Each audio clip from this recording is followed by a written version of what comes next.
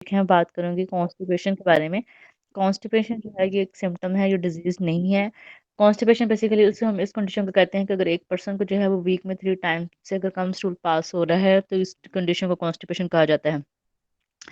और यहाँ पे अगर यहाँ पे सिम्पटम्स जो हैं ये आता है कॉन्स्टिपेशन में कि अगर किसी पर्सन को जो है वो पेनफुल जो है वो बॉल मूवमेंट उसकी हो रही है, ब्लॉटिंग हो रही है, अनकंफर्टेबल या जो है वो उसको जो है वो इनकम्प्लीट एविकेशन हो रही है बॉल की, या पैसेज जो है वो स्टूल का वो हार्ड है, तो ये एक मेन सिम्पटम है कॉन्स्टिपेशन का। और इसके साथ ही जो है वो स्टमक में पेन होती है, फ्लैटुलेंस वगैरह इसमें जो है वो आ जाता है। और बॉडी जो है वो हैवीनेस हो, बॉडी में जो है वो हैवीनेस फील होता है, हैवी फील होता है। इसके साथ साथ जो है वो पर्सन की जो है वो एपेटाइट भी कम हो जाती है, इंडाइजेशन, नोजिया, दूसरे सिम्टम्स जो है उसको फेस करना पड़ते हैं। देखा जाए तो ये वुमेन के अंदर ज़्यादा होती है as compare to man. During pregnancy में ज़्यादा कॉम्प्लिकेशन होते हैं कॉन्स्टिपेशन का, क्योंकि फीटस का जो है वो प्रेशर पड़ रहा होता है मदर के स्टमक के ऊपर, तो उसकी प्रॉपर डाइजेशन वगैरह फूड के ना होने की वजह से जो है वो कॉन्स्टिपेशन का मदर को इशू होता है। जैसे जैसे एजिंग पर्सन जो है वो ओल्ड एज की तरफ जाता है, तब भी मेटाबॉलिज्म स्लो होने की वजह से भी कॉन्स्टिपेशन हो जाती है। तो ये अगर हम बात करें तो इसकी काफ़ी सारी रीज़न हो सकती हैं कॉन्स्टिपेशन। वो लोग जो कि बहुत ज़्यादा लो फाइबर डाइट का इंटेक करते हैं, ये लो फूड का इंटेक कम करते हैं, अपने फूड के अंदर ज़्यादा गैप देते हैं। फिजिकल एक्टिविटी जिन लोगों की कम होती हैं, या वो लोग जो बहुत ज़्यादा ट्रैवलिंग करते हैं, ओल्ड एज में मेटाबॉलिज्म स्लो हो जाते हैं, या कुछ कंडीशंस आ जाती हैं, कुछ डिजीज़ आ जाते हैं, या हार्मोन जब डिस्टर्ब हो जाते हैं ड्यूरिंग प्रेगनेंसी, तो इस वजह से जो है ये कॉन्स्टिपेशन जो है वो पर्सन को जो है वो हो जाती हैं। या वो लोग जो कि बहुत ज़्यादा कम फ्रूट का इंटेक करते हैं, या जिनकी बॉल हैबिट जो है वो प्रॉपर टाइम पे नहीं होती, बहुत ज़्यादा लोग जो कि कंसंट्रेटेड फूड का इंटेक करते हैं, या जो भी है क्या हम कह सकते हैं कि ट्रांस फैट की बहुत ज़्यादा कंजप्शन करते हैं, और विटामिन मिनरल्स की जिन लोगों के अंदर डेफिशिएंसी होती हैं, जो वो लोग जिनके नर्वस डिस्टर्बेंस होते हैं, या वो लोग जो कि बहुत ज़्यादा जो है वो लेक्सेटिव का इस्तेमाल करते हैं, या वो लोग जिनकी डाइट के अंदर बहुत ज़्यादा पोटेशियम कम होते हैं, वो लोग जो कि बहुत ज़्यादा अल्कोहल बेवरेजेस वगैरह का इंटेक करते हैं, उनको जो है वो कॉन्स्टिपेशन का हो जाती है। बेसिकली पर्सन को करना चाहे क्या चाहिए कि खाना जब भी फूड का इंटेक करे, उससे 20 से 45 मिनट बाद जो है उसको अपने ब्रेकफास्ट के मील के बाद जो है उसको लास्ट में जो है वो वॉशरूम में जाना चाहिए, जिससे क्या होता है कि जो फूड के अंदर न्यूट्रिएंट्स होते हैं वो बॉल के मूवमेंट को रेगुलेट करते हैं, और वो स्टिमुलेट करते हैं क्लोनिक मोटेलिटी को। तो इस तरह से जो है वो कॉन्स्टिपेशन के जो है वो सिम्टम्स कम हो सकते हैं। इस तरह बहुत सारी मेडिकल कंडीशंस आ जाती हैं जो कि एसोसिएट करते हैं कॉन्स्टिपेशन में, जैसे डायबिटिक में हो जाते हैं, या वो लोग जिनको हाइपोथायराइडिज्म होते हैं उसमें मेटाबॉलिज्म स्लो हो जाता है, या वो लोग जिनको क्रॉनिक किडनी डिजीज़ होती है, तो उस तरह से जो है ये कॉन्स्टिपेशन लोगों को हो जाती है। इसी तरह वो लोग जो कि बहुत ज़्यादा मेडिकेशन का इस्तेमाल करते हैं, या डाइटरी सप्लीमेंट का इंटेक करते हैं, स्पेशली आयरन कैल्शियम के सप्लीमेंट का ज़्यादा इंटेक करने की वजह से भी हो जाती है। ड्यूरिंग प्रेगनेंसी भी हो जाती है, क्योंकि यूट्रस जो है लार्ज हो जाता है, तो स्टूल को पास करने में जो है वो प्रॉब्लम होती है।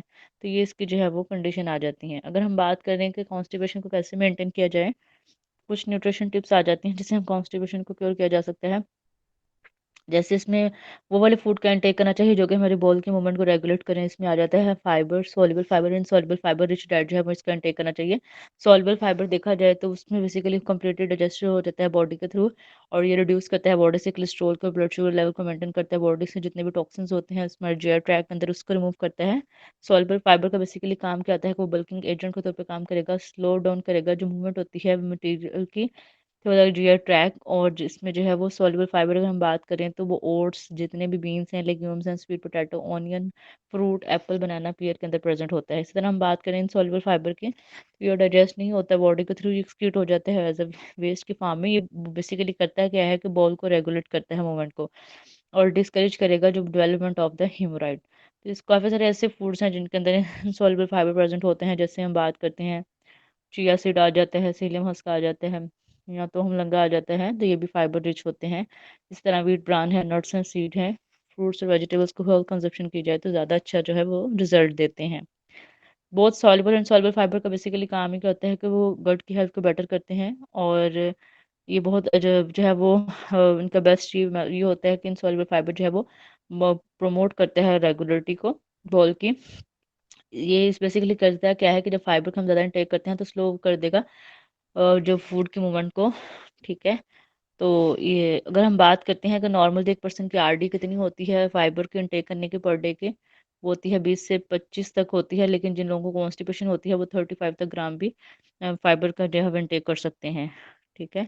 जब हम फाइबर का ज़्यादा इंटेक करते हैं तो स्टूल का वेट जो है वो बढ़ जाता है, प्रमोट करेगा रैपिड ट्रांसिट मटेरियल को जो है वो क्लोन से पास करने में जो है वो हेल्प आउट करता है। बहुत सारे ऐसे फूड हैं जो कि जैसे आ जाते हैं इसमें, फ्रूट्स हैं, वेजिटेबल्स हैं, व्हीट ब्रान हैं, बीन्स हैं, ग्रेन्स हैं, ब्रान सीरियल्स हैं, जितने भी ये बार्ले है, बेसन है, जेई, ज्वार, बाजरा, ये इन सबके जो फ्लोर्स हैं ये फाइबर रिच होते हैं। ठीक है। इस तरह अगर हम बात करें वो बहुत सारी चीज़ें आ जाती हैं, लाइक कैरेट है, एप्पल है, ऑरेंज है, गावा स्पेशली तौर पे, pomegranate, cabbage, brinjal, P, beans, bitter gourd, ये जितनी भी हैं ये सारे जो हैं ये फाइबर रिच जो हैं वो होती हैं। इसी तरह अगर हम बात करते हैं तो इसमें जो है वो चिया सीड भी जो है वो इसमें आ जाते हैं।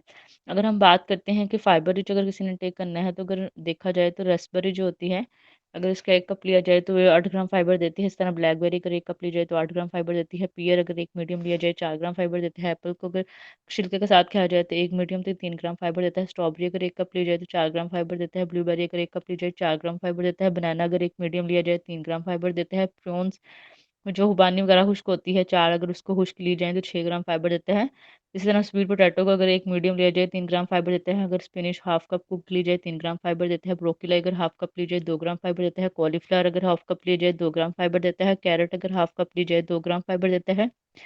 टोमेटो अगर एक मीडियम लिया जाए तो 1 ग्राम फाइबर देता है। ब्राउन सीरियल अगर 1 कप लिया जाए तो 20 ग्राम फाइबर देता है। ब्लैक बीन्स अगर 1 कप ली जाए तो 14 ग्राम फाइबर मिलता है। लेंटिल्स अगर 1 कप ली जाए 13 ग्राम फाइबर देता है। ओट्स 1 कप ली जाए कुक्ड फार्म में तो 4 ग्राम फाइबर देता है। फ्लैक्सीड अगर 3 टेबल स्पून लिए जाए तो 7 ग्राम फाइबर देता है। इस तरह पीनट अगर हाफ कप ली जाए 6 ग्राम फाइबर देता है। ब्राउन राइस अगर हाफ कप लिया जाए तो ये 2 ग्राम फाइबर आता है। तो पीनट भी जो है हाफ कप ली जाए तो 6 ग्राम फाइबर देता है। तो ये डिफरेंट सोर्सेज होते हैं जो कि क्या करते हैं, जो कि फाइबर रिच होते हैं। इसी तरह अगर हम बात करें, टर्निप है, पाइनएप्पल है, एप्रिकोट है, पीच है, इसी तरह सौंफ है, ये जितने भी हैं, आलमंड, वॉलनट, पंपकिन सीड, ये सारे जो हैं ये फाइबर होते हैं। इसी तरह देखा जाए तो मार्केट में और भी काफ़ी सारे इसके साशे भी आ जाते हैं, जैसे फाइबो है, फाइबो टॉप आ जाता है, तो वो भी जो है पर्सन ले सकते हैं। इस तरह सीलियम हर्सिस गूगल का छिलका एक अच्छा सोर्स है फाइबर का, उसमें सॉल्युबल फाइबर भी होता है और इनसॉल्युबल फाइबर प्रेजेंट होता है। जैसे और भी काफ़ी सारे फाइबर का सप्लीमेंट आ जाते हैं, जैसे मिथाइल सेलुलोज में आ जाएगा, सिट्रूसिल आ जाएगा, सीलियम में मेटाम्यूसिल आ जाएगा, फाइब्रल आ जाएगा, पॉलीकार्बोफिल आ जाएगा। ये सिंथेटिक फाइबर हैं, सप्लीमेंट हैं, जो कि पर्सन जो है उसको डिफरेंट फॉर्म में ले सकते हैं अपने डाइट के अंदर, वाटर के अंदर मिक्स करके भी, या फिर अपने किसी सैलड वगैरह के ऊपर स्प्रिंकल करके भी, या जो है उसको इंटेक कर सकता है। लेकिन वो लोग जिनको कॉन्स्टिपेशन के साथ गैस का भी इशू होता है, उनको फर्दर कुछ जो है वो फूड्स हैं उनसे जो है अवॉइड करना चाहिए, जैसे ऑनियन है। इसी तरह देखा जाए जितने भी ये बीन्स वगैरह होते हैं, चने शने वगैरह होते हैं, कैबिज वगैरह, ब्रोसिले, ब्रोकली, कॉलीफ्लावर, कॉर्न, ये मिल्क प्रोडक्ट, जितनी भी ऑनियन, पीनट, पियर, पोटैटो, टर्निप, ये जितनी भी हैं, इन चीज़ों से जो है वो जिन लोगों को कॉन्स्टिपेशन के साथ गैस होती है, उनको इन सी चीज़ों से अवॉइड करना चाहिए। स्पेशली देखा जाए ना, खुबानी जो भी होता है, प्रॉन जूस जो होता है, बड़ा अच्छा रोल प्ले करता है, ये रिलैक्सेटिव इफेक्ट जो है वो देता है। और लेमन वाटर जो है वो भी एक अच्छा सोर्स है, वो भी इनिशिएट करता है पेरिस्टालसिस को। अगर बिफोर ब्रेकफास्ट ले लिया जाए वो लोग जिनको कॉन्स्टिपेशन होती है, तो ये भी एक अच्छा रोल प्ले करता है।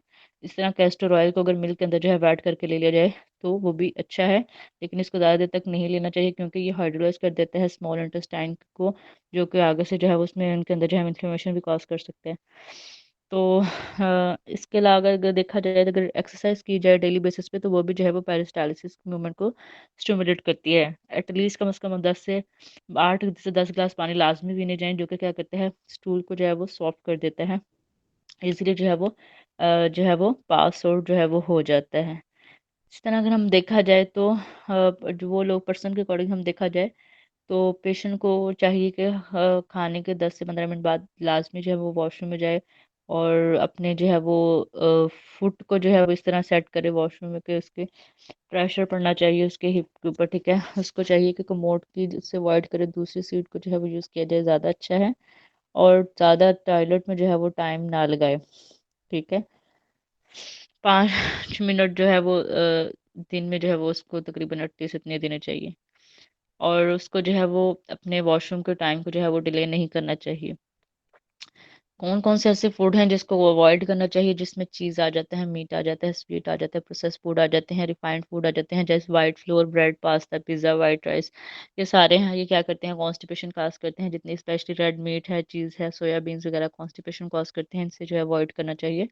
और ज़्यादा ज़्यादा सैलेड भी नहीं खानी चाहिए, उससे भी जो है वो गैस वगैरह का इश्यू जो है वो हो सकता है कॉन्स्टिपेटेड पर्सन को। इसी तरह अगर हम देखा जाए तो जितनी भी फ्रोज़न या प्रोसेस्ड फूड हैं, ऑयली हैं, फ़ास्ट उनसे जो है वो अवॉइड करना चाहिए। ज़्यादा लेक्सेटिव मेडिसिन को भी जो है वो जिन पर्सन को जो है वो कॉन्स्टिपेशन होती है उनको जो है वो यूज़ नहीं करना चाहिए।